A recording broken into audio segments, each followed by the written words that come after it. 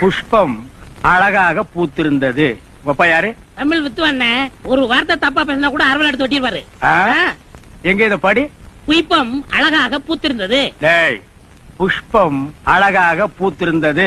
அதுதானே பூவை பூவுன்னு சொல்லலாம், புஷ்பம்னு சொல்லலாம், நீங்க சொல்ற மாதிரி சொல்லலாம். உங்க அப்பா அந்த அருவாள் என்ன வச்சிருக்காரா? ஆமா. எங்க சொல்லு. புஷ்பம் அழகாக பூத்திருந்தது. அதுதானே பூவை பூவுன்னு சொல்லலாம், புஷ்பம்னு சொல்லலாம், நீங்க சொல்ற மாதிரி சொல்லலாம். டேய், இது என்னடா இது? புய். எது? புய்.